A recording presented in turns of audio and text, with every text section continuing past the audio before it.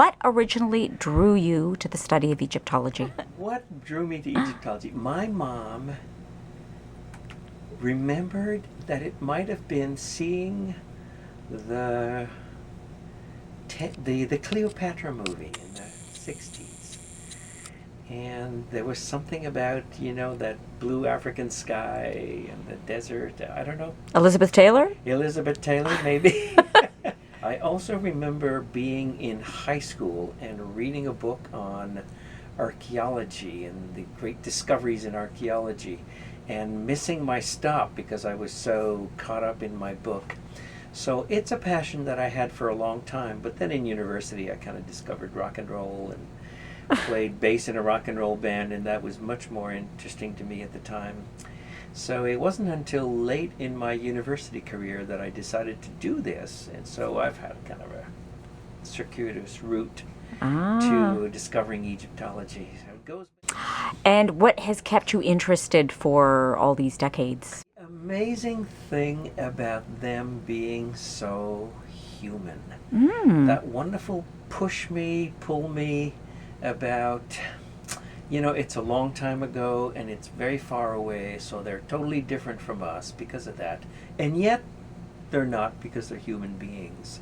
The kinds of questions that they asked, the kinds of things that they put down in writing, the kind of stuff that they put up on walls art-wise, it's so incredibly human and humane that part of it still to this day, just, I'm very passionate about that.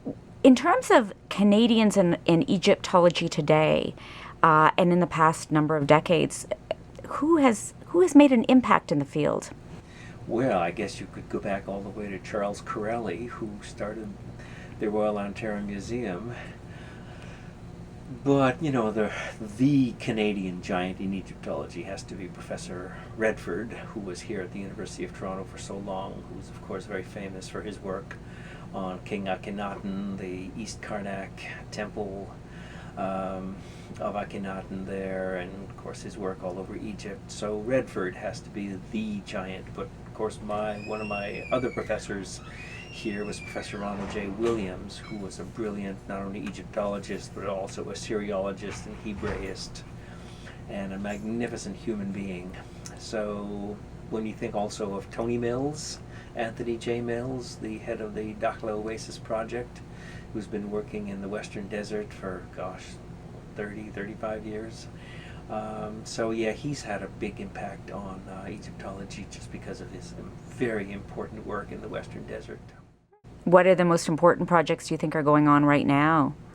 I think the work at the mortuary temple of Amenhotep III on the West Bank. I think Joe Wagner's work at Abydos, where he's found yet a new king, the so-called Abydos dynasty.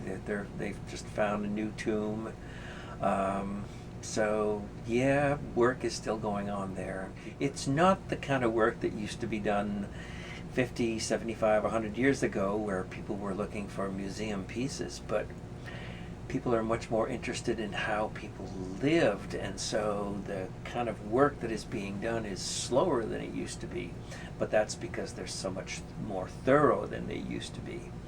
And so that part of it is just fascinating, again, because it's all looking at people and how they manage their lives. You've had some great accomplishments as a professor, as an esteemed researcher. You worked at the Dakhla Oasis Project and the Akhenaten Temple Project with Redford. But in your career, what would you say are one or some of your proudest accomplishments? My proudest accomplishments? Easy. My students. I've sent students to Chicago, Berkeley, Cambridge, Oxford, and if you look at my PhD students, just about every one of them has a really good job in a university today, whether as Egyptologists or sort of general ancient historians. And so we've trained them well, and it's like being a parent. I'm proud of them. Bless them. What are your next goals for your career in Egyptology? I'm still enjoying working on their moral code of conduct, the sorts of things that they said about themselves, which tells us a lot about how they felt about the people around them, their position in society. That part of it still fascinates me. I'd like to put a book on the religious texts so that people don't have to keep going to 19,000 books in French, English, and German. A lot of it will be there between two covers. So that's kind of, those are the things that I'm working on right now. That's awesome. And a final question. If you were a pharaoh in ancient Egypt, which pharaoh would you be? Well, that's easy. I wrote my dissertation on Amenemhat III, late in the 12th dynasty.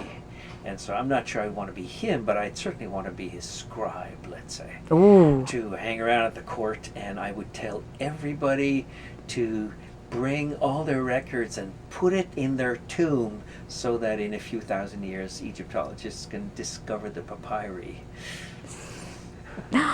Thank you. Thank you very much, Dr. Ronald Leprohon.